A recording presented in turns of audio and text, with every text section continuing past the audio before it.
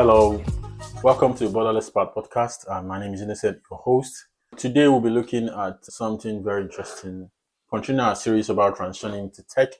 And today we're having Oyindamola, that's her full name, and she is a cybersecurity expert. And trust me when I say she's good at what she does. I'll allow Oyindamola to introduce herself. Oyi, it's nice to have you on the show. Thank you very much. You mind just a quick introduction about yourself, what you do, so that we get familiar with you a little bit? Yes, like you said, my name is Oyindamola and I work as a security operations analyst. And in my spare time, I help people who want to break into the industry transition and prepare towards landing their first role. In your spare time, not at the feed, though. I'm just kidding. We're just curious about how you got into cybersecurity, because when I read your profile, I think you studied biology. Yes. And you're doing tech. You didn't, because it's literally too extreme. So can you just tell us about your story, how you got into cybersecurity? So like you said, I studied biology in my undergraduate studies. And while I was studying that, I don't think I really saw myself doing that in the future. Mm-hmm. And so when the opportunity came to enroll into the School of Banking Excellence at the bank where I worked, I enrolled into that. And for 5 months, we were trained on banking and all the related subjects. At the end of the program, we could choose where we wanted to work, and we could be drafted into the department. I had heard from a few people that if you get into the IT department, you did not have to worry about financial targets. So I thought, okay, that's something that I would like to explore. And when that time came, we were told in a subsequent announcement that about 100 people had applied for the same positions in IT. Sure. And so they would have to do a test to distinguish who should get in or not. And the test would be in 3 days. So that was a very crucial moment for me. I threw myself into preparing towards landing that role. And that was the first time that I interacted with anything cybersecurity related. And after the test, I landed my first role into the field, and that's how it all began. So you moved from biology into the bank, literally. Yes. And from the bank, while you're trying to get into the bank, you had an opportunity to run away from financial target into IT. Well, that's genius. So you ran into you were able to get your role in IT. Was it specifically cybersecurity in the bank? So what they told us was that the IT department needs people, but they had branched off the IT department into information technology and also cybersecurity. So I chose that option instead. So the cybersecurity was looking more like a familiar option that you felt that you could do. Yes, I'd asked people around about which path of IT was easier to get into, Okay. and I didn't need to know a lot of technical stuff to get into that. And the popular opinion from all the people that I talked to was cybersecurity. So from those popular opinion, now that you're an expert, would you say the popular opinion about not having a lot of technical know-how into working as a cybersecurity expert, is it true? Yes and no. So yes, in the sense that to get in, you don't have to do a lot of learning about IT hardware and all those other Yeah, things. you don't have to be too savvy. Too savvy in it to begin. However, as you go deeper into it, you then have to go back to that knowledge and then get it as you go. More like you have to go back to the fundamentals. Yes. So you moving from biology into IT, cybersecurity role, what are some of the challenges that you faced as a person? Okay. So first, the challenge was there's so much for me to know. How do I do this in 3 days? And I talked to a few people that I knew were already in the field or were working in closely related fields. I was particularly lucky. I had a cousin who was also in cybersecurity. I had barely started a few years then. So I asked him, what are the things that I should know what are the main things that I should study right now if I have a test in 3 days. And it directed me to some parts, which I used. And thankfully, I saw some of those in the test. Beautiful. So, well, that's good. We'll say you're lucky, but we're not always lucky, anyways. So, those are some of the. Now you've moved abroad, moved all the way from Nigeria down to the United Kingdom, and then you're still practicing cybersecurity.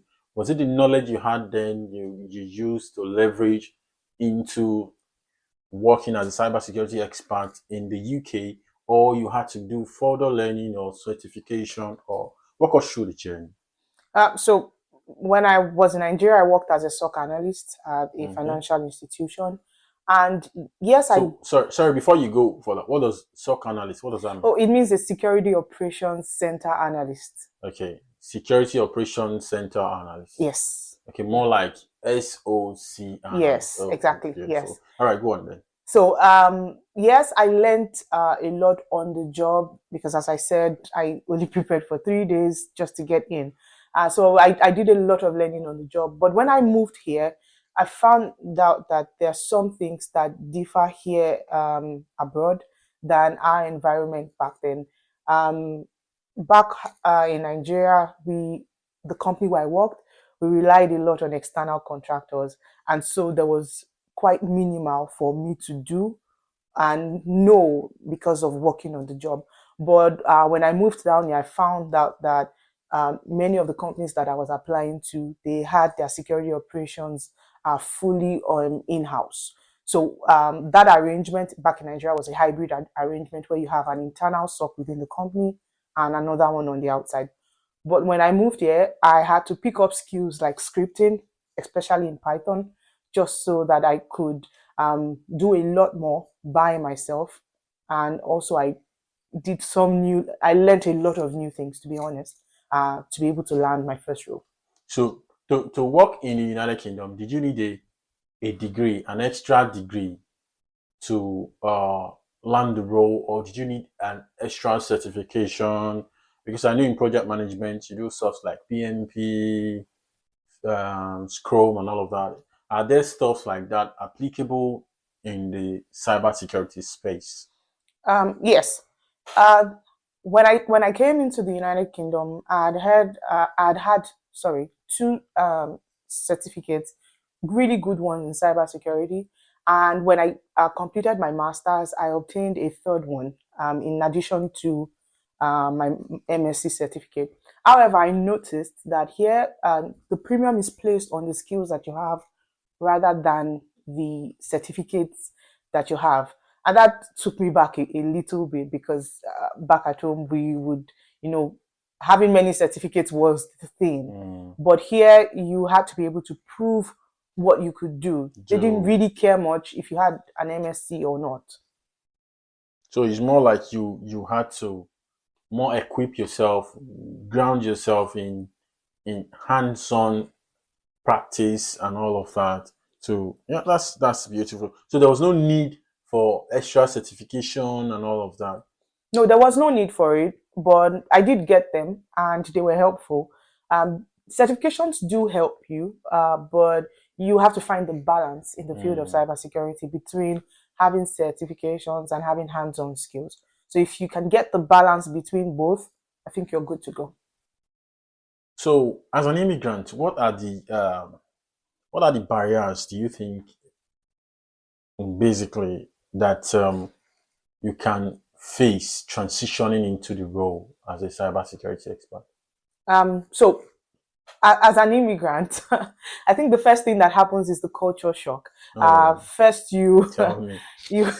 I had that experience, like literally when I moved abroad, like transitioning into my space and some of the basic things you think the way you do things, greet people, relate with people, is totally diverse. So tell us about your experience. Yeah, it's a funny one actually, because now I remember a few interviews that I was in, and I was asked a few questions. I did get it right, I know that I fumbled through it just to, get to the other end.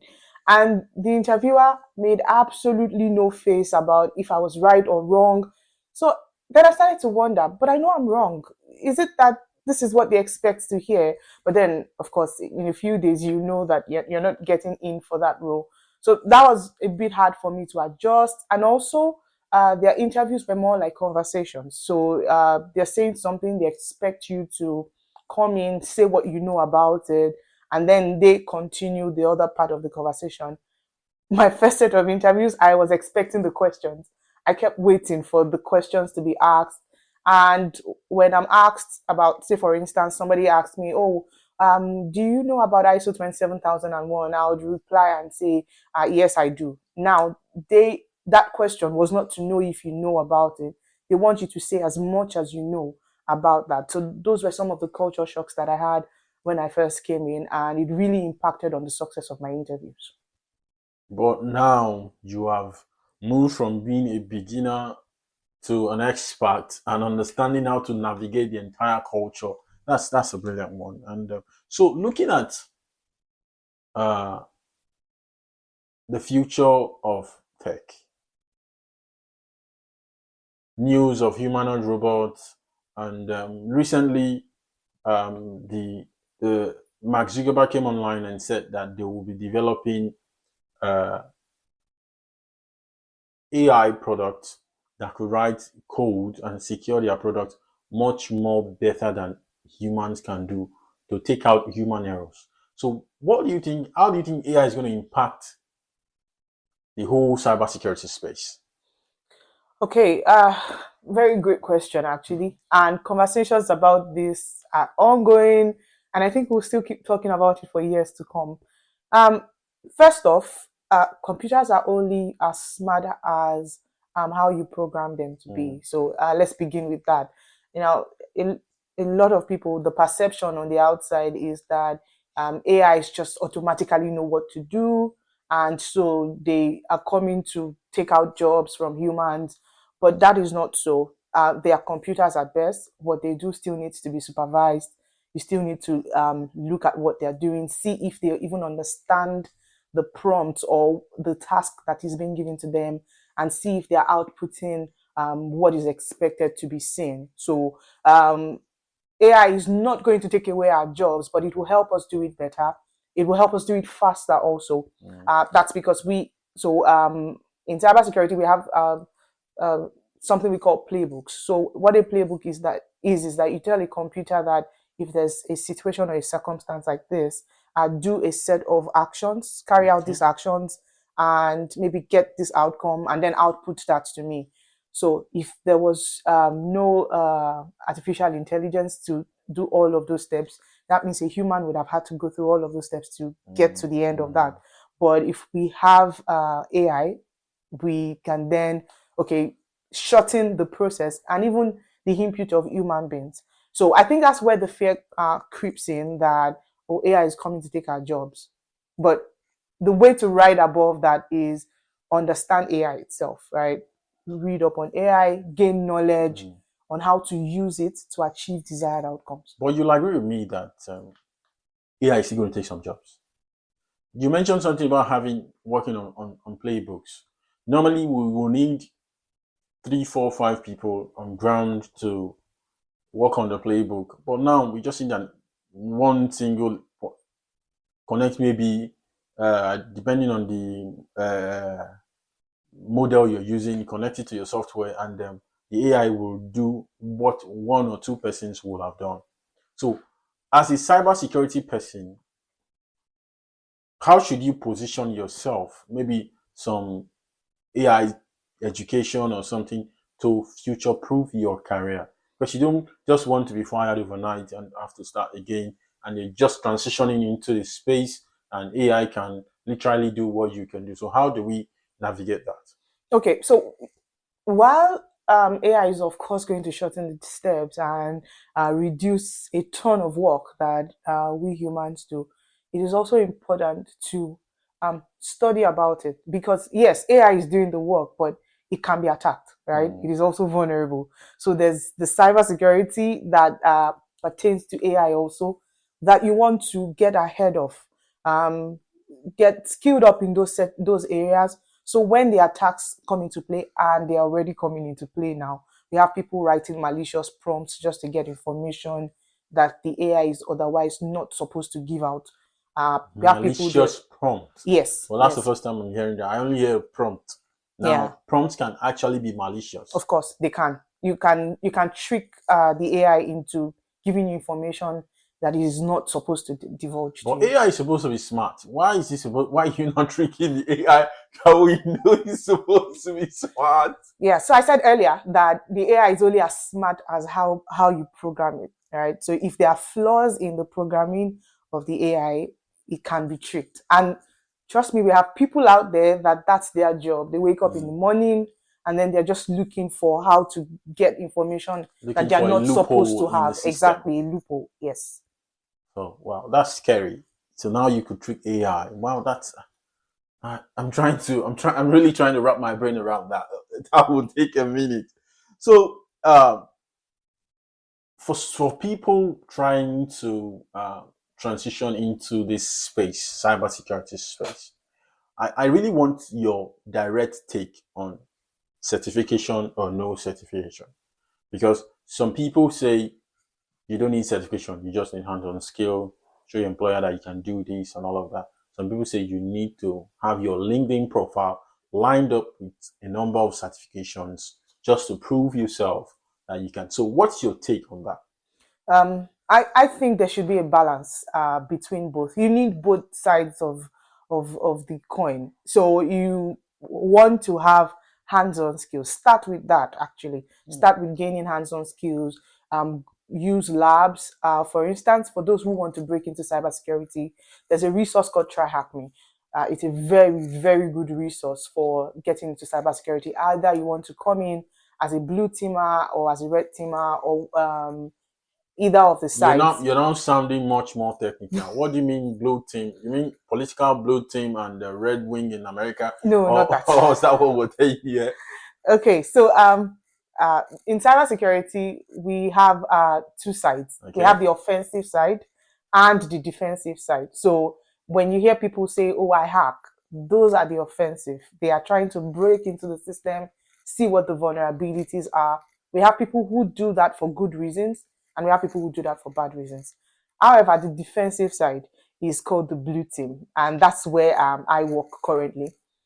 On the defensive side, we can have two sets of people. We have the people who partake in GRC, that's governance, risk, compliance, and we also have the security operations analyst, where I say I work. Now, on Try Hack Me, we have parts for either becoming the offensive side, the red team, or the defensive side, the blue team. So that's what I meant by red team, blue team. Yeah, that's clear. So you can start out with that. There's a pre-cybersecurity path on Try Hack Me for people who have absolutely no clue at all.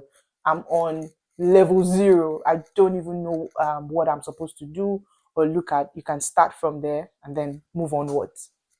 Well, my own opinion about cybersecurity is that everybody should be aware of cybersecurity, because we're all on the internet. We somehow we can be vulnerable if we click on malicious links, go to malicious websites, and some websites are cloned just to take people's profile. There was a time I went on a wrong Amazon website, and I'm like, oh, really? This is not the real one. So you could have put in your details there if you're not cyber security aware, and lost a bit of money or lost some of your data to malicious guys. So now, for someone going to the transition into this space, what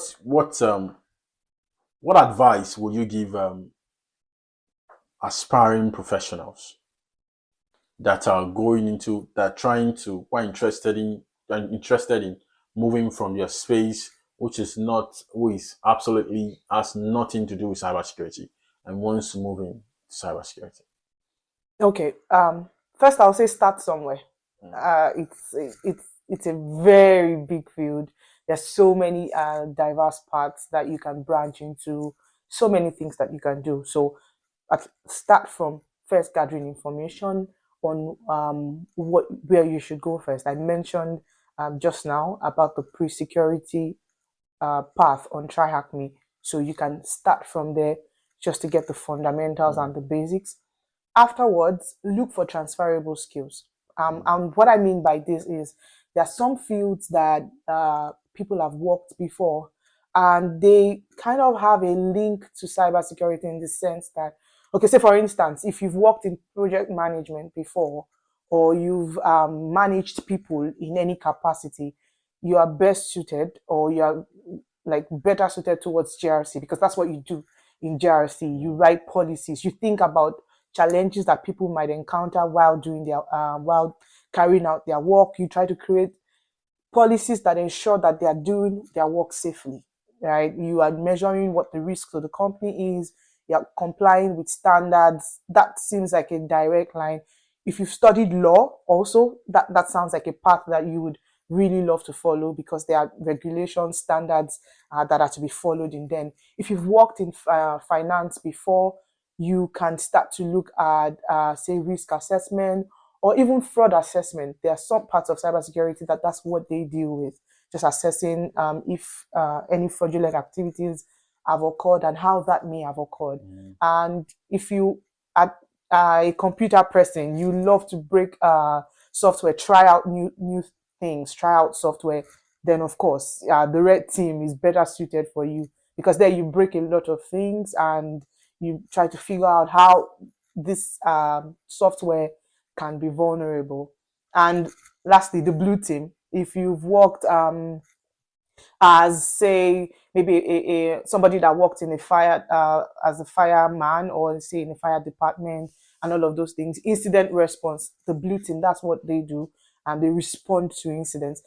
That you can be better suited towards that. So look for transferable skills that are in line with what you've been doing or what you've been up to before, and then move towards that. Okay. So one quick question. Was there ever a time when you felt overwhelmed about the whole idea of cybersecurity? Yes, it does get overwhelming. And for me, it wasn't one time. It happens from time to time. So, there are stages, right? You get to a certain stage, you are in charge of a certain things, you kind of get used to the work that you're doing. And then on some days, some challenges come. Let's say there's a hack or something, and you then have to stretch out of what you already know or the routines that you're used to in order to accommodate what the new change now is in the environment. So at moments like that, it can get overwhelming. When I was job hunting, that was the most challenging part for me in my entire time in the industry, because I would attend interviews and I would see that the requirements from company to company differed. So it wasn't just one thing that was being required of me. Like, for instance, when I interviewed with a financial institution here in the UK, I found out that Python skills was really required for the role. At the moment, at the time then, I didn't have skills in Python. So I had to pay to get trained in that, so that if I'm going to the next interview, that is no longer an obstacle for me to land the job. So it's constantly changing, and that can be overwhelming. Okay. So I know techie generally are very busy. So how do you balance family life, personal life, and work? More like work-life balance. Do you have a more like a secret sauce that you use to apportion this and then ensure that you're balanced?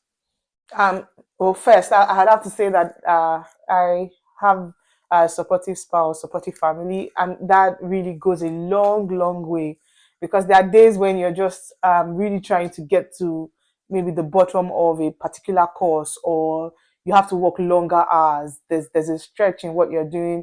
You're tired, you're cranky, and in that moment, you just need people who understand that this is important to you, and you have to get to the bottom of it.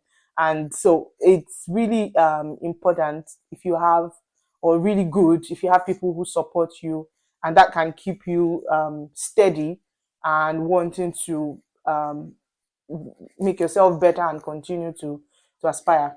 However, here's how I maintain balance. Once work closes, I try to disconnect from work. If it's not extremely important, like the house is burning, I'm not going to attend to that until I resume again back to work.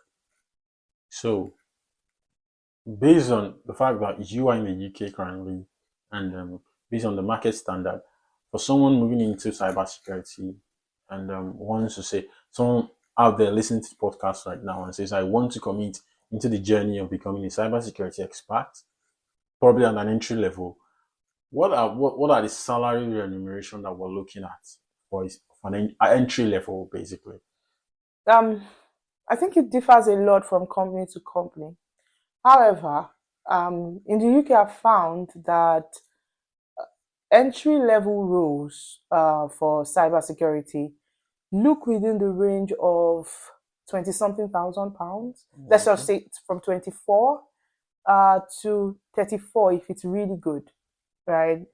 So that's the range that you would typically find. But what I tell people is that go with the right mindset. Don't start with the money. Don't let the money be your drive to get in first, because your first job is not going to satisfy that. That's true. And that's the way to frustration. So, but the money is also a drive as well. Yes, it is. Yes, it is. It is to be made.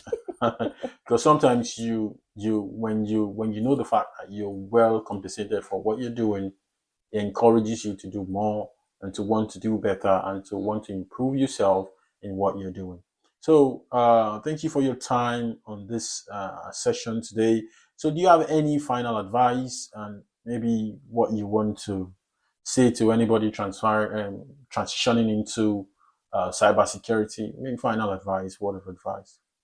Okay, so first I would say start somewhere. You're going to be intimidated by the sheer amount of what you're supposed to know. So that's going to intimidate you, but don't be afraid to do that. Have people who you talk to who are in the field, who have gone ahead of you, who can tell you, oh, watch out for this or watch out for that. So in essence, I'm saying have mentors. Maybe not like direct mentors, but at least have people who you share your progress with, who can spur you on to be better and better at what you do. And also imposter syndrome. We all have it.